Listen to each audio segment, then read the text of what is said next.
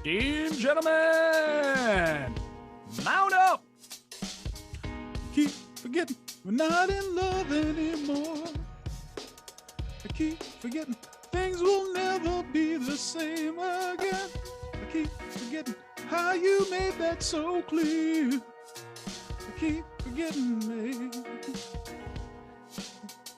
I can't go fast. I was gonna say, right? Oh yeah, just gotta come on in with it. I couldn't resist. I mean, how you Couldn't hold stop? back. How you stop at that part? You could You know what it is? I'm not sure if I remember the words. Well, that might have something to do with it. No, those were I'm not not the sure if I sweet- remember the rest of them.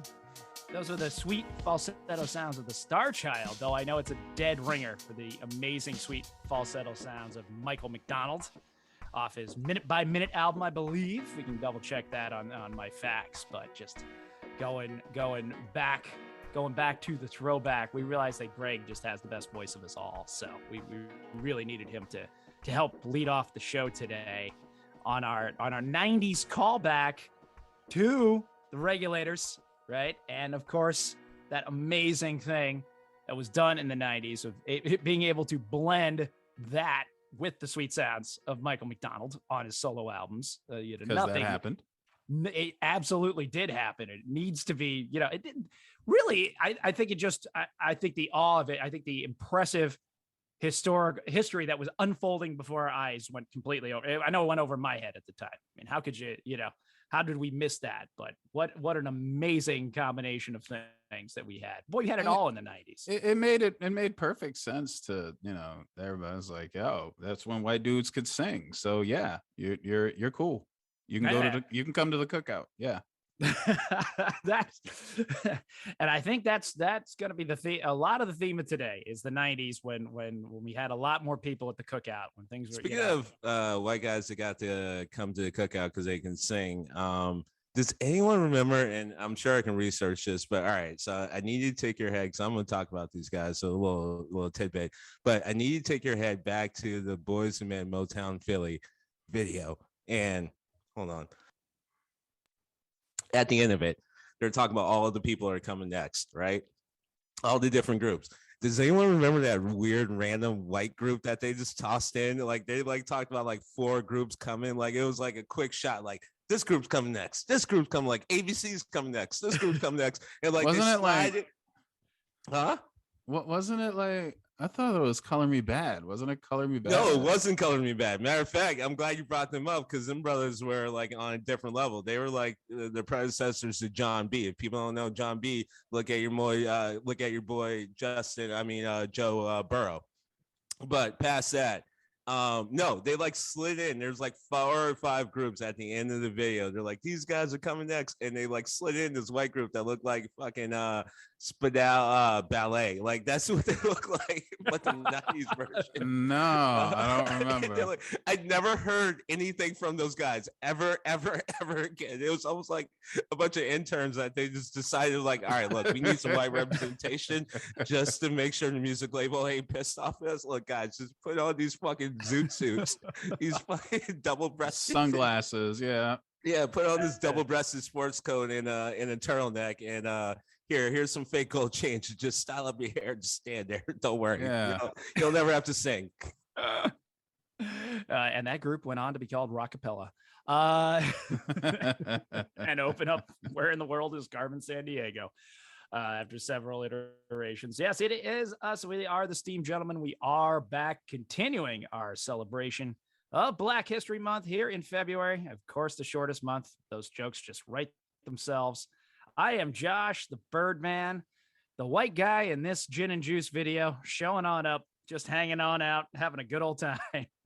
Happy as hell. I've been invited to the barbecue, as we mentioned earlier, and back for that influential decade, that time that I was in college, for half of it anyway, for part of it, the mid part in there. Shout out to Emerson, class of 97. Anyone out there who's listening and who cares. Shout out to Walsh Middle School. All right, there we go. For some of us. Okay. Rashawn playing Agent Smith in the helicopter with me. I was in junior high, dickhead. That's an 80s reference. Saigon. No relation.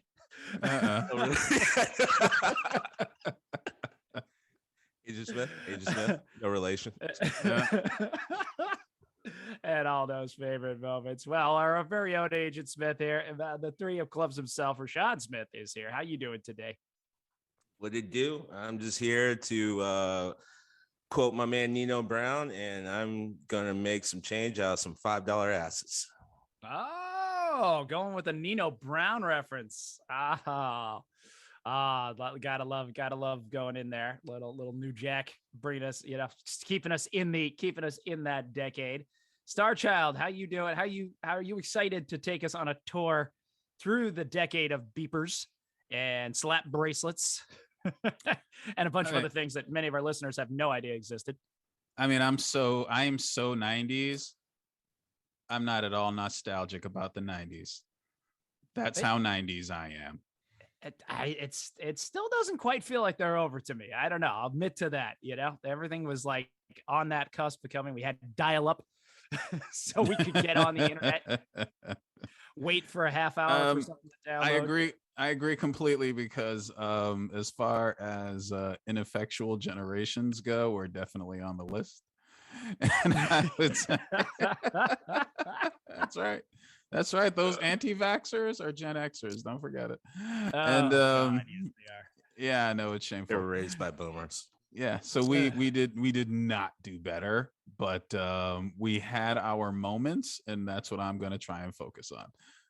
I think that is what we really have to do. Coming into this week, we absolutely have to focus that we had our moments. Maybe we didn't do better, but we had a few moments, and we want to talk about them. On the male side, we snapped out of our malt liquor and ecstasy induced haze long enough to at least in someone's opinion accomplish a thing. Speak for yourself, man, because this fleece feels awesome and I got a lot of water. Hydrate. Hydrate. Oh my God, hydrate. Please get your pacifiers, your binkies, right? What's funny is Greg's absolutely not lying, because I remember in the late 90s back there's a little known club in Boston called Avalon that on certain nights you can go under 21, but even in those nights you were stepping over most likely, or you saw a dead body in the alley because someone definitely OD'd on fucking E. Definitely happened. Yeah. It happened like every week. And for my old guy at the moment, when did it turn from ecstasy to Molly? Like, when did that happen? Like, all of a sudden, it was always the same. It was just who you're listening to. Okay. So like, it got to a point where everyone knew what you were talking about. So then, like every other, contraband, whether it be a subject or a substance, you have to change the terminology to make sure you can say it publicly or in open company without feeling any sort of feel of backlash. Going back to our generation real fast, I like to think of it as in the male equivalent. We were the people that thought Fight Club was deep. Oh, fuck.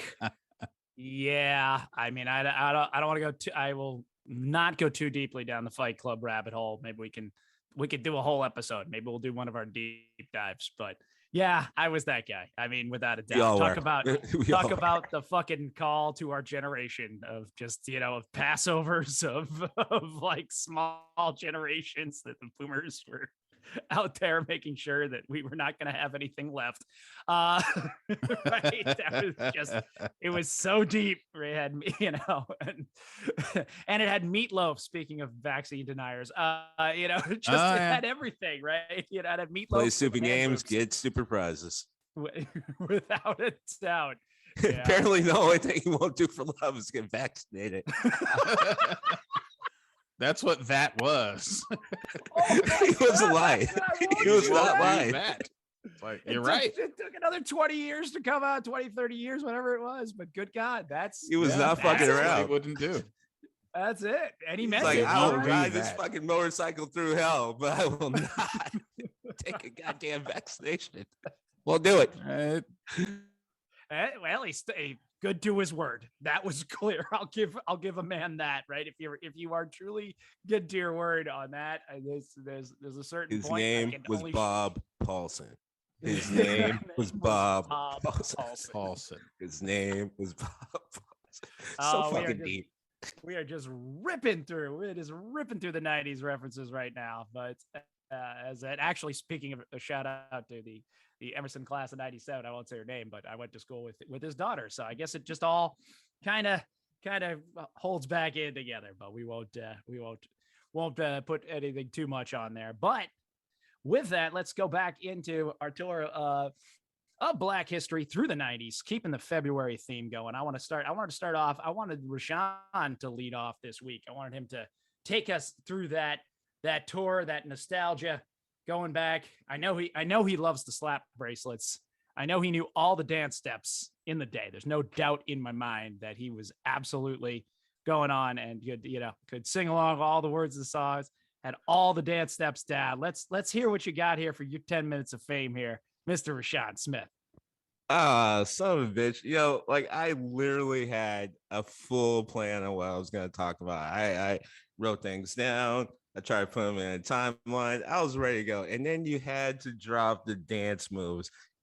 So I have to go into the story that one of my lifelong friends, I've known this kid since I was in 5th grade when I moved to that part of Framingham. He's been one of my best friends ever since. To this day, he still busts my balls on.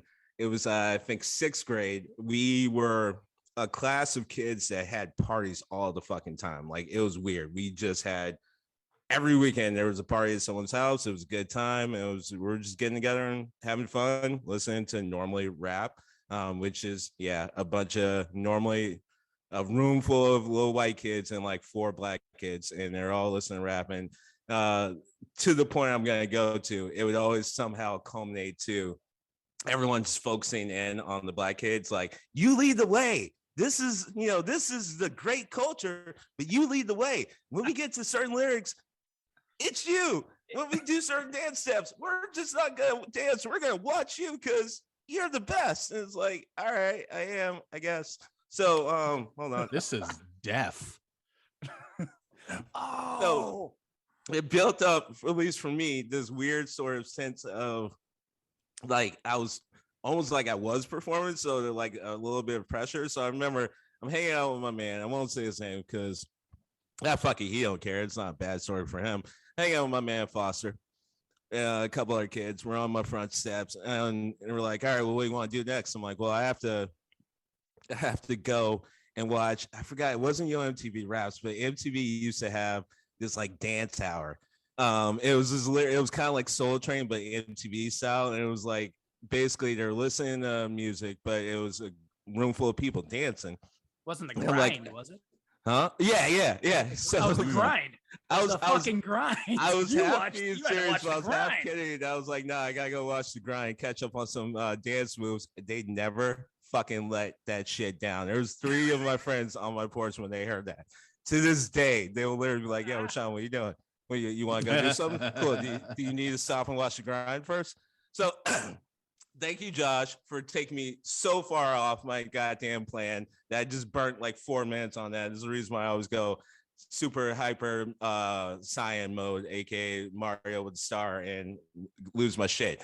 Look, all right, so I'll zone in. The 90s to me was the unofficial 4th Black Renaissance. You had the most known Black Renaissance, which was the Harlem Renaissance from 1920s to 1930s.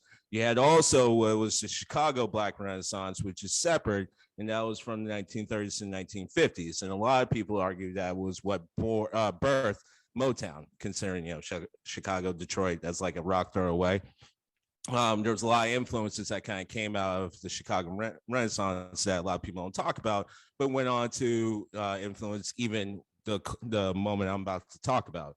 You also had the rise of what culminated as Black Wall Street, which really started from 1890 to 1920, and unfortunately ended with Tulsa Massacre. So those were the 3 Black Renaissances that actually were recorded in American history. And despite what some people want to do with our history, that in fact was a moment in time for this country. There was another one, and it was the 1990s, we fucking dominated. We took that shit over, and it was across the board. It was so strong that award shows did their best to try to figure out why we weren't there. People don't understand. The rap being in the Grammys is because of the 90s. Some of the people that we even look at as far as iconic came out of the 90s. The 90s was an absolute dominating force for Black people. It was across the board. There were so many things that came from it. We could talk about the music. The funny part is it kind of kicked in a way of holding back Black culture, or at least Black group that was speaking to predominantly Black culture. It's just, I like to look at music culture as just music culture. It doesn't really follow a racial line. It can fall into it, but that doesn't make it what it is. So in this case, rap was up against a huge battle going into the decade of the 90s, and it culminated with literally one group being arrested for throwing a concert. Think about it. They were paid to come to a place and put on a concert by promoters. The promoters didn't have to go to jail, but the group that was much ballyhooed, well, you can look it up so you can find out who I'm talking about. It's 2 Live Crew. But they were literally arrested and prevented from going into their performance or actually finishing their performance. That is how the decade started. The reaction to that was, fuck you, pay me. We're about to take this shit over. And if you don't believe me, that is actually how the Super Bowl just happened. A lot of people are feeling nostalgia because that is, in fact, part of the decade that I'm talking about. You had not only the gangster rap that we saw in the Super Bowl just recently, where a lot of us of the age of, I would say, late 30s to early 50s are sitting there, or maybe even early 60s, are sitting there like, that represents my time. It goes across so many racial and cultural lines. A lot of people are just sitting there talking about, like, yeah, I listened to it when I was growing up, or when I was in class, when I was in college, or when I was starting my career. So that was so dominant that it still resonates with people up until now, into like the early 60s. Like I said, you also had conscious rap, which did not go away in the way that people think. Matter of fact, for me personally, that's kind of how I got back into rap. I loved rap a little bit more when I was in the late 80s, but I was also 9 years old, so how much am I really gonna love? But I also wasn't a huge fan of some of the like gangster rap that a lot of people loved, that was in really part of the early 90s, that not exactly what I'm talking about now. There was a little bit of a, you know, sort of a musical swing that happened in gangster rap. Gangster rap was actually a little bit more straightforward in the mid 80s to the early 90s, when it switched to basically what we call it and know of it now, which was really in the mid 90s. The difference is actually almost an oceans apart. So I wasn't a huge fan of that in the late early 90s. What got me back in rap was conscious rap, or fun rap, or backpack rap, whatever you want to think about it. And that was actually way more dominant of a culture in rap than people think. That birthed people like Tribe Called Quest. That birthed people like Busta Rhymes, because he was part of a team of rappers called Leaders of the New School. You had Brand Nubian. You had so many different cultural influences in that era that birthed, really, in a lot of ways, some of the sound that you still hear now in rap. But I also brought up gangster rap. You also had the rise and the dominance of R&B, baby.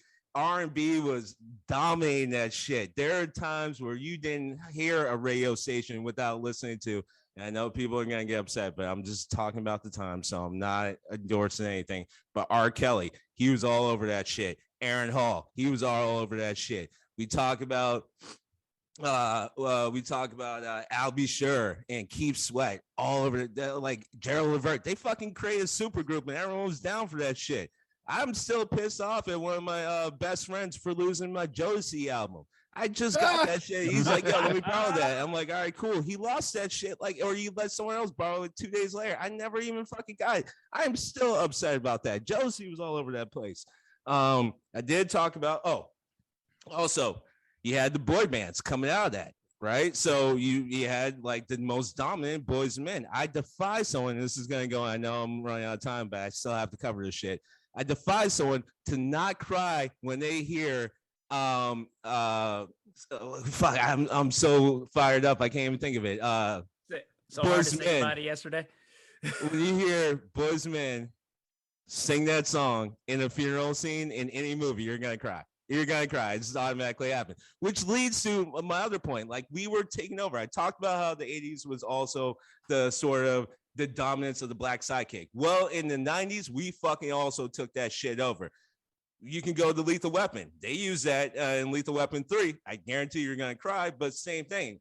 Ideally, I know the producers wanted Mel Gibson to be the main fucking star, but like, nope, we got to give some room. So they literally, actually, the weird part about Lethal Weapon series is it is kind of balanced on both characters. You also had people like Will fucking Smith, one of the most dominant people of the 90s. He had both TV shows and movies that absolutely destroyed it. You had, as I pointed out, Danny Glover. Danny Glover actually had a few starring roles. No one saw that shit coming, but he got it. You had Denzel. Denzel actually fucking took over. I am totally losing side of things. I brought up New Jack City because New Jack Swing was also one of the dominant things that went through the 90s, and we still are hearing that sound. It produced a lot of different shows and movies that came out of New Jack Swing that we still talk about today. A lot of things like Boomerang, if you actually break it down, came out in the New Jack Swing sort of era. TV shows like Martin, Living Single. If you look at a lot of the fashion and how they operate, it was kind of coming out in the New Jack Swing era. There's, oh my God, I'm so fired up because this is such an awesome topic. We can talk about sports, but if you talk about sports, I guarantee you're going to have to bring up Jordan. Absolutely took that shit over.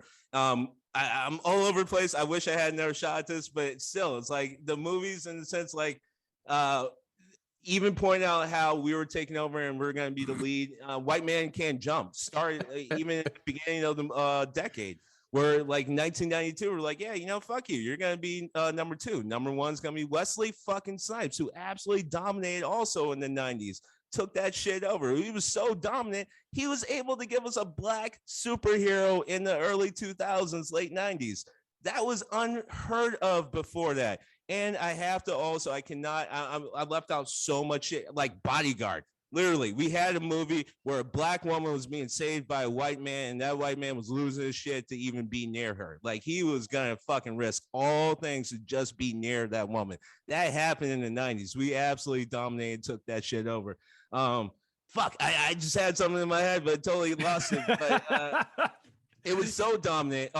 Yeah. Thank you to the patron saint of the 80s, Carl Weathers, because technically I would argue that he sort of also helped kick this off, because he had a starring role. Wasn't a great movie, but he had a starring role in the late 80s, 1989, Action Jackson, that helped, I would argue, propel black men into being able to star in their own movies, which is fantastic. God damn it, there's so much to talk about. I hate you, Josh, for making me go first. I'm just rambling. I'm all over the place. I wanted to talk about so much. I wanted to talk about Malcolm X. I wanted to talk about Spike Lee. Spike Lee dominated the 90s. People don't even understand how good Spike Lee is and how much influence he puts in the 90s.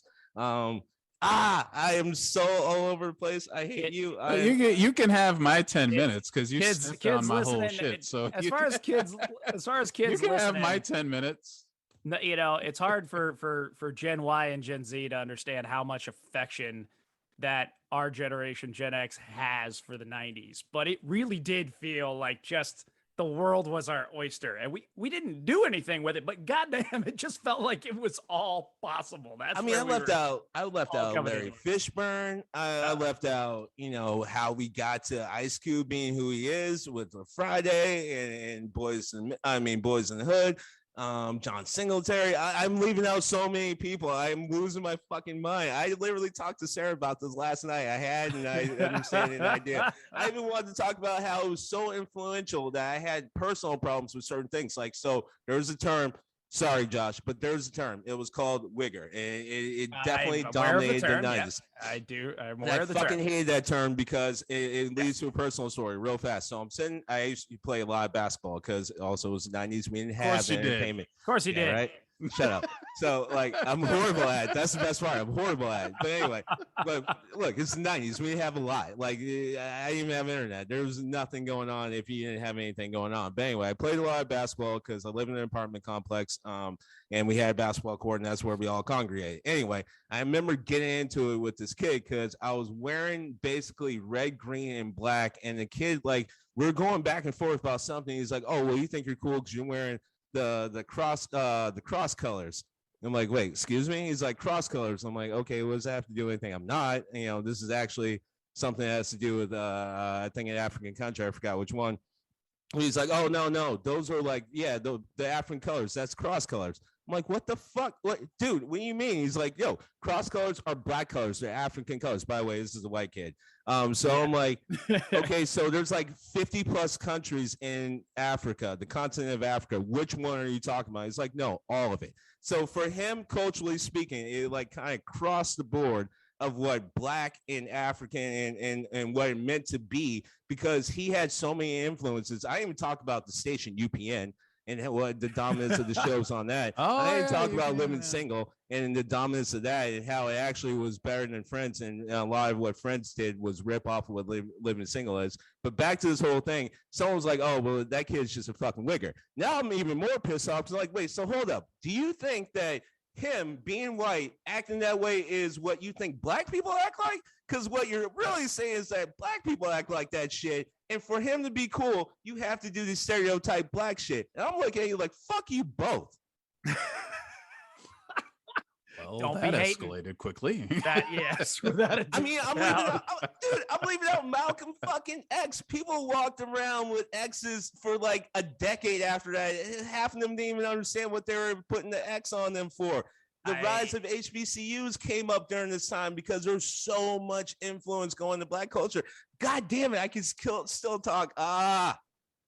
I just want to I want to bring us all back down to earth for a moment, though, and think, because of you, Rashawn, I think we can sum up, what I think humbly we should say was the rally cry of the entire 1990s, which is, "We going Sisla, we going Sisla, we going Sisla."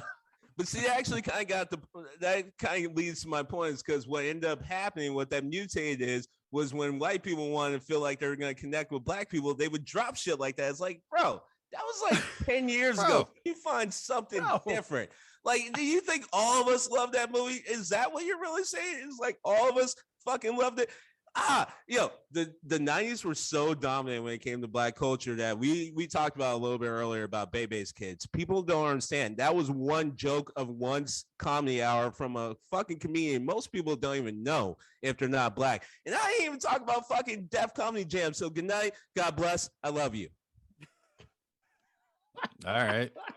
I've never been to a Sizzler, I got to be honest, but I just always wanted to, after that, talk about the best advertisement ever, because right, seriously, who didn't want to go Sizzler after that scene? I mean, there's just absolutely Sizzler is awful. It does, never looked that great, to be honest. And that the only other reference in film I can think of is Ghostbusters 2, when they show up in their rain suits. He says, "All you can eat steak night at the Sizzler," right, boys? Also, another person from the 90s. Another person that kind of got his launch in the 90s that didn't really have a great starting role, but you saw him a lot more than you think. Dennis Haysbert. Shout out to my man, because my mom always loved you, because you were always the nicest person working at the grocery store. That's right. One of the coolest things that happens when you live in California is random ass people are working around you, with you, or for you, and they'll turn into movie stars before you know it. And the grocery store that we used to go to when we lived in, I think, Altadena, was an employer of Dennis Haysbert, who to my mom was the sweetest boy. He was just so nice. He was so nice and tall. Your eggs are in good hands. That's right. Word. That's it. That's safe voice. And I will one day play a future. I will play. Did he play a president before Obama?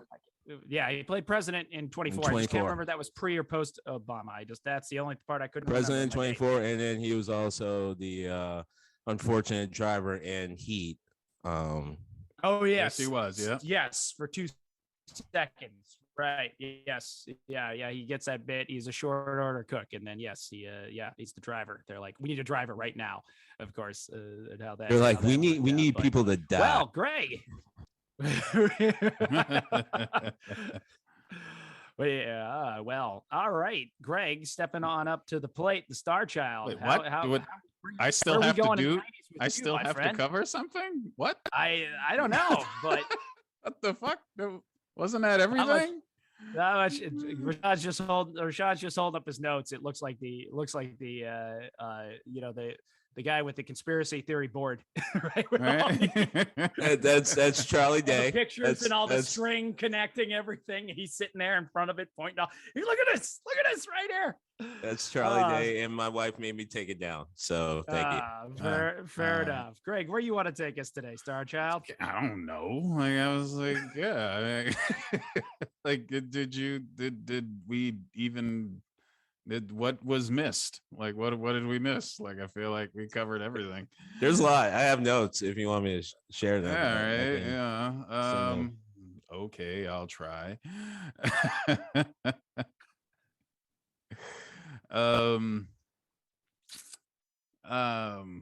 right, cool. Well, in the in the immortal words of the Roots, backstage whisper into management like change the order. It's no way that we can rock after them. I'll do my best, and I'll just come in as a true 90s person and a 90s kid and talk about how the 90s sucked.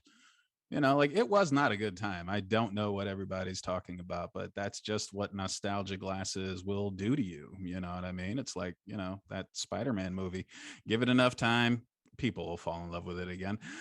Just like the 80s, what was that massive transition and having to deal with the kaiju of the Reagan administration. You had now Clinton era.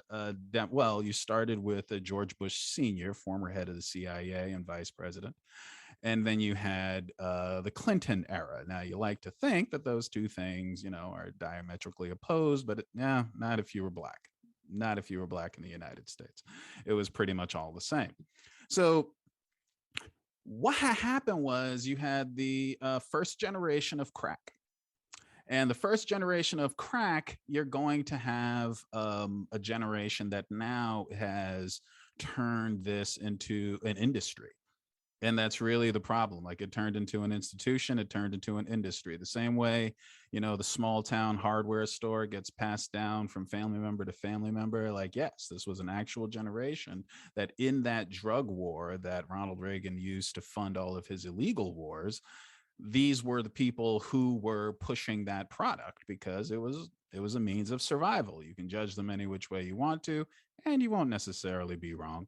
But it was a way for people to make a living at a time when there weren't many resources for people who did not have what it took to be Michael Jordan. Like there was always this mentality of, oh, you can be the next Michael Jordan. You could be Michael Jackson. It's like, okay, well, I want to be a dentist. Like, how do I just become a dentist? And a lot of those resources were shutting down, money for schools, money for clinics, money for healthcare. All of those things started disappearing. More and more, they were cracking down on social benefits. And so people started looking towards other options naturally. So now into this comes Bill Clinton. Now, Bill Clinton was supposed to be the flower child response to George Bush Sr., but not so much. Because of the rise in crime and the abuse of drugs and narcotics in the inner cities and just rampant poverty and violence, people were scared. I pointed that out also in the last one. So you had all of the flashy colors and again, you had all of the smiling black people on the surface, but down below, it was ugly. It was really ugly. And so Clinton started putting in all of these, and it's amazing that, he kept his cred with the black community as long as he did. But you had these policies like stop and frisk. The war on drugs basically got a blank check policy. You had the 1 2 3 strikes you're out policy, and the mandatory minimums, all things that you're hearing now, the no knock warrants, like these kinds of tactics that were strong arm tactics that you're still hearing about today. And it wasn't like, anyone was really asking for Bill Clinton to have this attitude at the beginning of his administration, but he realized pretty quickly that a way to win points is to come down on crime. Come down on crime, come down hard on crime. And it paid off. So, in that vice, in one side you had the crime, and on the other side you had the administration and their policies. You had that underground culture that was struggling, and they were in a deep amount of pain by this period. And so there was a response to that. Things got gangsta. Bottom line, things got gangsta. A lot of people like to say that rap music became the CNN of the Black community, like it was telling the truth about what was happening under the surface, while everybody is, loving Black people and all of the flashy colors and all of the dance moves. Things went very quickly from MC Hammer to NWA. So on the East Coast, you kind of had Public Enemy, and on the West Coast, you kind of had NWA and many other groups in between. But you had just that pressure cooker telling America the truth and being honest about what it was that was happening under the surface of all of this smiling. Now, for better or for worse, it became popular, and pretty soon it became all that you could really sell and make a great amount of money on. And so simultaneously, it became part of the problem. I'm not just talking about gangster rap. There was gangster movies. There were there were gangsters. Like they were all like from the top down.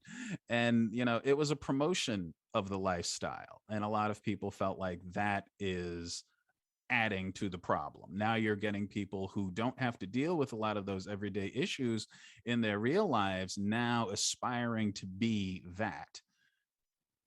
And so you kind of had to ask yourself this honest question, like, is this gangsterism that kind of took over all of the, happy positivity, Cosby-esque?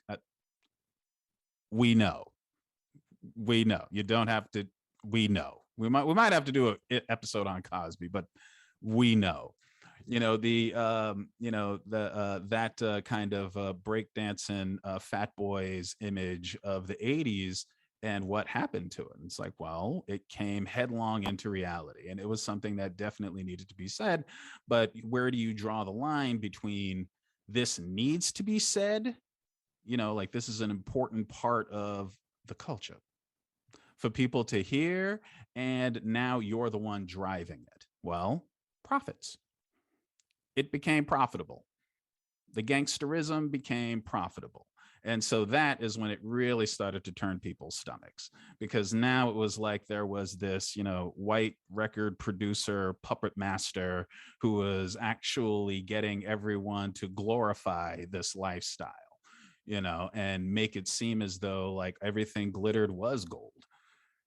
And so if you had music or a TV show or anything that was really positive, it was a little period where you had an uphill battle. You had an uphill climb to try to make anything that anyone would really listen to, because they want to hear about the violence. They want to hear about the crime. They want to hear about the drama. You had kids on the East Coast, saying they were Crips and Bloods. It was like, no, you're not. No, you're not. No, you're really not. And you had, everyone was trying to, I remember, especially when I was in high school, everyone was trying to form a gang. Everybody wanted to be in a gang. Everybody and their mother wanted to be in a gang. And I knew this was one of the times that I was just going to have to be that weirdo, because I don't glorify anything that kills Black people. I know. I understand all of the, the social, economic things we have to deal with. I totally understand the historic dynamic of what this means. I get it, but I don't glorify anything that, kills Black people, period.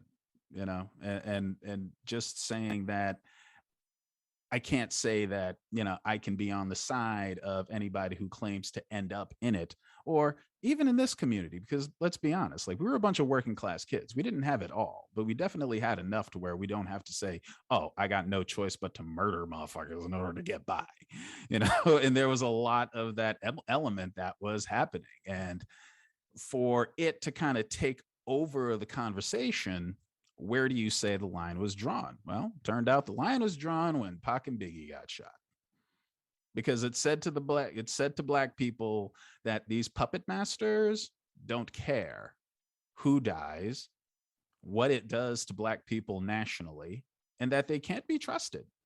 They can't be trusted.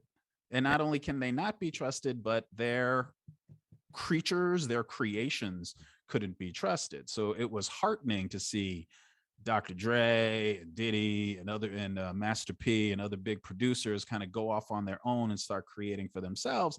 And then it came kind of hood, it came shiny, but it wasn't about the violence. You know what I'm saying? It wasn't about the glorification, and I feel like that was a necessary change. You know what I mean? Like people want to see gangsters because people like cool shit. I was like, I don't give a fuck if it's, Martin Scorsese movie or Fonzie. People want to see it, but you don't actually want Martin Scorsese to get shot. So I think that dynamic also put a different light on it. And then, it took a while, but we finally got to Obama. Well, I would say there's a few MCU fans that may disagree with your Scorsese condition part. Once again, Mr. Sarchild bringing the poignance and the very clear defining points that are very strong. I love this man for that.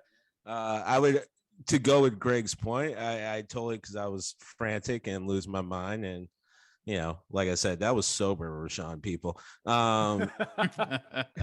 To Greg's point, I always, what I left out and what I always think about that actually were sort of the canaries in the coal mine movie wise that were actually exemplifying what Greg was saying in ways that we did not quite understand, but should have, because they were being right out front with it. So on the West Coast, Colors, the movie Colors, predates, and it has a lot of dominant cultural influences into what Western gangster rap sort of looked like, sounded like, represented. Because as Greg pointed out, rap music was and still is in a lot of ways the CNN, so to speak, of Black culture, or in a lot of ways under served and underrepresented communities. Mainly because you have people from it who's talking directly about it, and Colors did in a lot of ways exactly what Greg was talking about.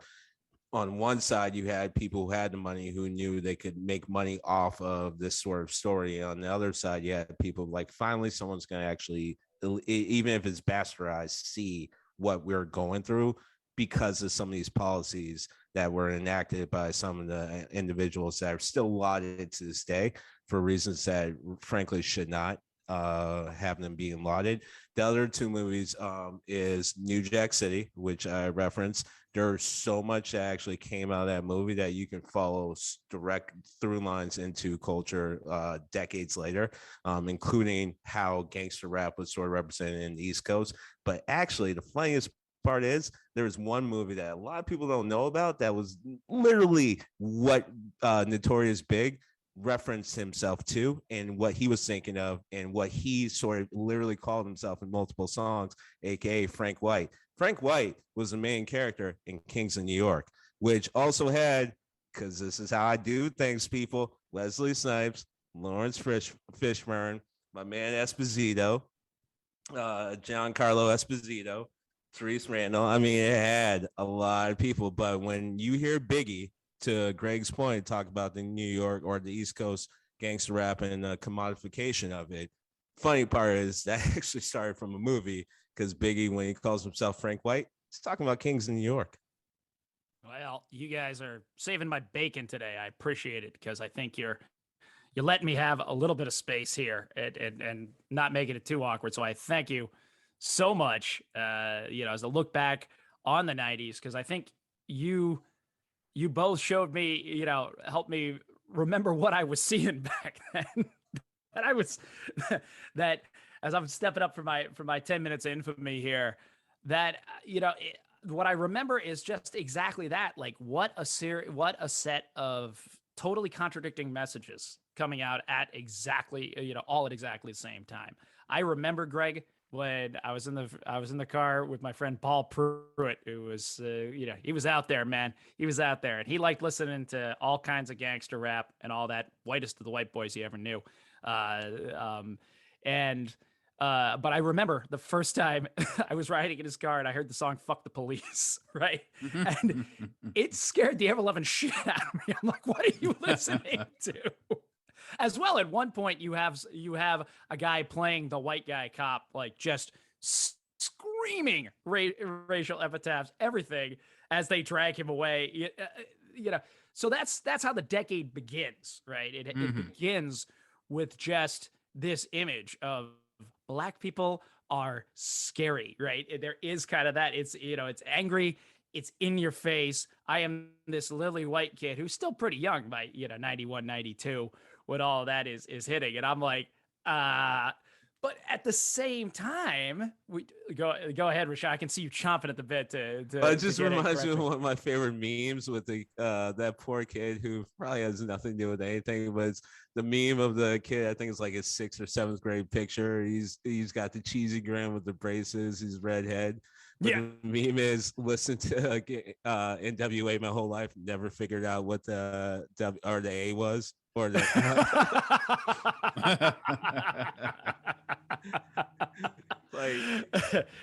without a doubt, and that's how the decade opens up, and we're coming off of the and I'm holding up my bunny quotes, moral degradation that was this Super Bowl halftime show that seems to be, setting America on fire again right now. It just, oh my God, I saw half an inch of Mary J. Blige's thighs the other night, and think about the children, and that of course was what the concern was, right? What are you saying to the children?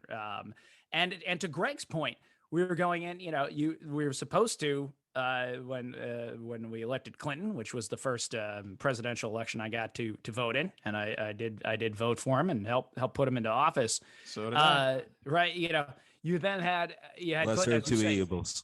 Yeah, right. You had Clinton, who at that point made sure to what did he make his bones on?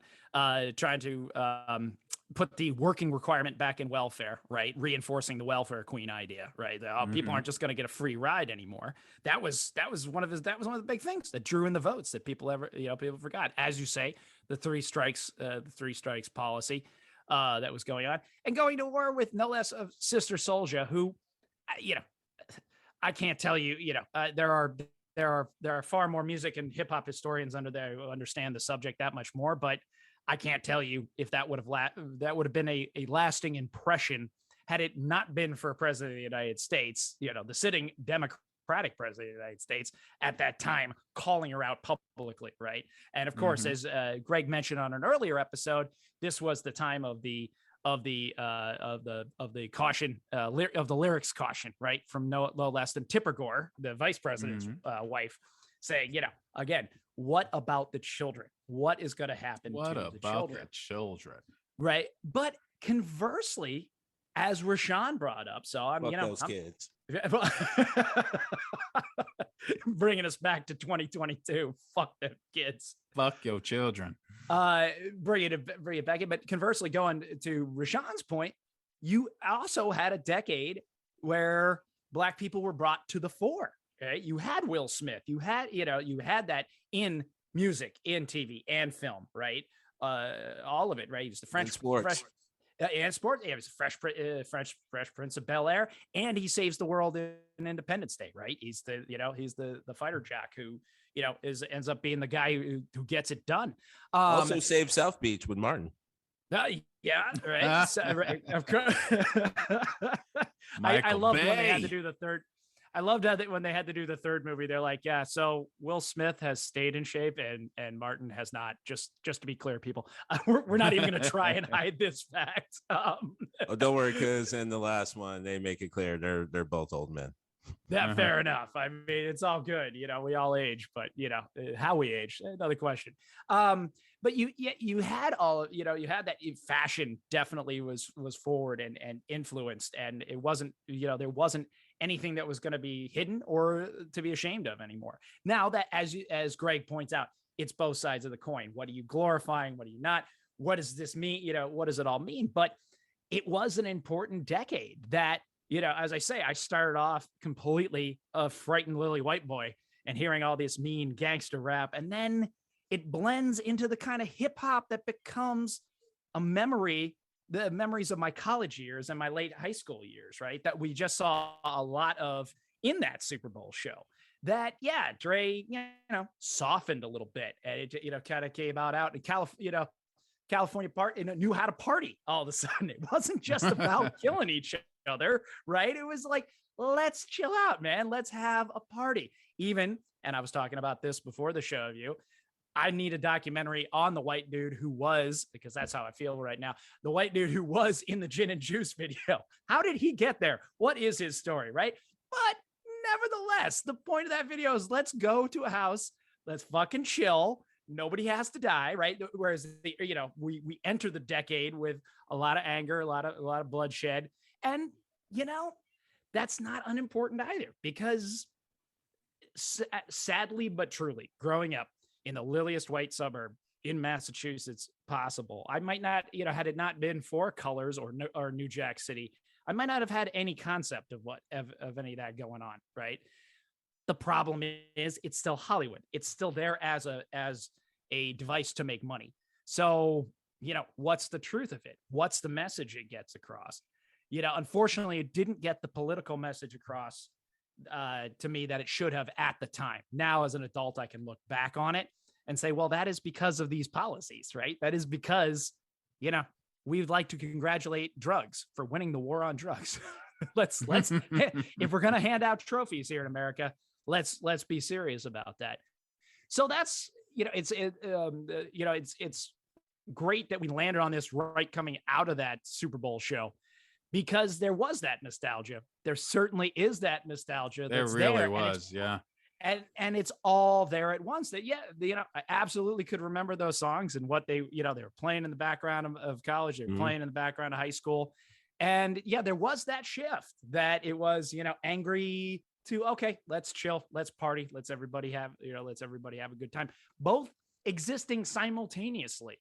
Right. To some extent, yeah, 'twas ever thus, right? If you're not getting some segment of the society to say, what about the children, you're probably not going to be successful in entertainment. You're probably not doing something right. Like, if you don't make the old people a little bit nervous, what are you really doing, right? How are you pushing your art forward? There's a part of that has to happen, right? But I think looking back on it, that was a unique time and an important time, as you say, because you had both of those messages coming together and being truthfully told, right? You had this underbelly and what had happened to America coming out of the crack epidemic, why it was an epidemic, where it was an epidemic, most importantly, right? You noticed where it popped up and where it was allowed to pop up at the same time. And that, in all of that, Black people are people too. They wanted to have a good time. They wanted to, they wanted to be part of America. And that was something that had, that I think could have easily been forgotten in the era. And while we didn't get it all right, I'm glad that at least that message was able to get out, that, that we were able to get to some of that as well, to tell the story of what was happening in these communities, what we were doing to these communities, right? Which is really now, especially now in the 2000s, I can really get the message there. Took me a little while. I'm a bit of a slow study, but also, as I say, a chance to smile, a chance to say, hey, right? We just want to have a good time. We want to have let's invite who gets invited to the barbecue and let's have a good time. So I'll step back from my little point of view there. Well, Josh, I mean, you're growing, and like my old man used to always say to me when I was growing up, no one should die without scars. So, you have to grow. You have to if you don't grow, that's where the problem is. So I myself, I can't speak for anyone else, but I don't fault you for thinking anyway when you're 19. I mean, you got to grow, and if anything, it sounded like you were still on basically the right side. The funniest thing when it comes to like music more than any other medium is there was still an act of rebellion and defiance and all the things that we're talking about. So we talked about, and Greg perfectly laid out in the way that high school history teachers watch your shit, because if Greg wants to switch careers, you might be in trouble. But because that was a great timeline for real. That was just like as poignant, as accurate, and clear cut as possible. Think about it. It's like there's defiance even in the things that we're talking about. We're talking about Snoop Dogg having a whole career, and it was like the new Cheech and Chong. Well, if this whole thing was born out of the war against drugs, then there's also a giant commodification of a person on a video that is going to the children, and he's doing nothing but smoking weed. Like, sure, in like 95 in that era, they kind of had to show him behind something, but like everyone knew what the fuck he was doing. So it was like war on drugs created this, but at the same time, we are going to make money off of promoting this and telling kids exactly this is what you should be doing to have a good time. And it was the same thing on the East Coast. I mean, we brought up Diddy in the sense that he was the lighter side of what East Coast rap was for a long time, if you got away from the conscious raps of like the KRS Ones. Which is funny because a lot of people forget Biggie's last album was a little bit more on the shiny suit side than it was on the Gangster 2 Glock side. Oh, God, yes, it was. Right? Oh, right? Yeah. Oh, yeah. Which was hilarious because even within their own album, I mean, their own label, there was a sense of rebellion because then the Locks came out and they're literally like, no more shiny suits. So rebellion is always a weird but awesome thread through all music. And talk about Lily White experience. Josh, I feel remiss if I don't bring this up because I this is actually one of the more heartwarming things that have ever happened to me in an all white school. We're coming home from a field trip. It was late night. I think it was 7th grade. There were a few of us black people on the bus, but there was some respect because we had the cool bus driver who let us listen to 94.5. Shout out to the old station that was the only chance you're gonna hear hip hop in Boston for most of the 90s.